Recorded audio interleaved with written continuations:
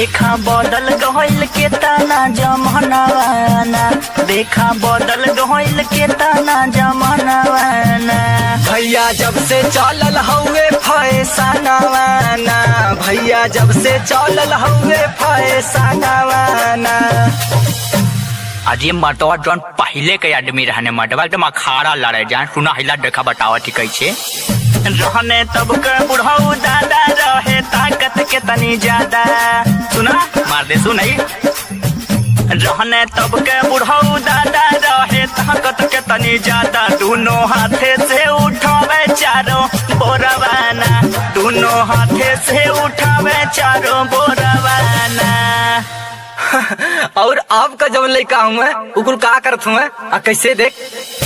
अब को लड़का कमजोर गुस्सा भरल पोरे पोर, अब को लड़का कमजोर गुस्सा भरल पोरे पोर। गर्दा झूठा बान्ह जैसे पहल बनवाना।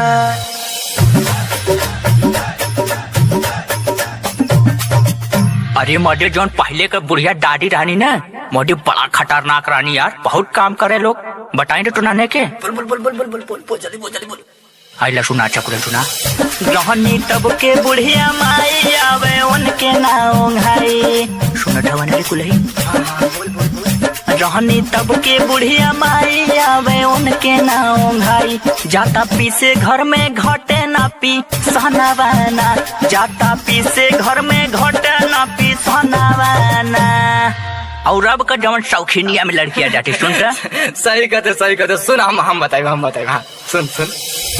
लड़की अब के कमजोर मुँह पे बोले बड़ी जोर, लड़की अब के कमजोर मुँह पे बोले बड़ी जोर। झगड़ा करे नाही सबरेला कमावाना।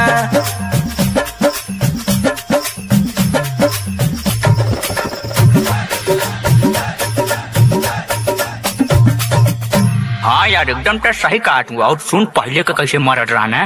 कैसे कैसे बता बता बता बता। रहने तब के कैसन मर्दा जुट के बांधत रहने गर्दा। सही कहते यार पहले का दिन बहुत सही। रहने तब के कैसन मर्दा जुट के बांधत रहने गर्दा। पिए 12 बजे खेतावा में पानी आना, पिए 12 बजे खेतावा में पानी आना। हाँ यार सही कहत हुए। हमार बाबा कहत रहना कि पहले का आदमी 12 बजे ले पानी पिए कुल। और अब का करत तुम कुल सुन। हम बताओ तो सुन। अब के लड़का खाले अच्छा काम करे जैसे बच्चा, अब के लड़का खाले अच्छा काम करे जैसे बच्चा।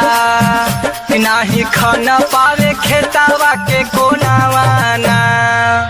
अरे मर्दे जैसे पहले का माई वही रहे ना तो सबके लड़का हो ना तो घर में लड़का हो। पता सुन हले बतावा तनी। रहे तब के जवन माई कबो खाए ना दवाई, रहे तब के जवन माई कबो खाए ना दवाई। लइका जन्म हवे अपने भावनावाना, लइका जन्म हवे अपने भावनावाना। अब पहले के जौन मेहरारू सही कहते तू। और अब का मेहरारू के जब लड़का होता ना कि इस कहरत है कुल इस कहरत है कैसे सुन। अब की लड़किन के ना दम उनके लड़कों के ना दम, अब की लड़किन के ना दम उनके लड़कों के ना दम। जाली कहरत के बेचारी अस्पतालवाना। अरे मर्दवा ने अगर बतावे लगा ना तो दुनिया का कितना कांड है जौन पीछे छूट गया। अब तो नया नया फैशन हो गया कुल। का बतावे एक काम करा कुल बंद करा बाटो चला घरे काम काज करे के ठीक ना।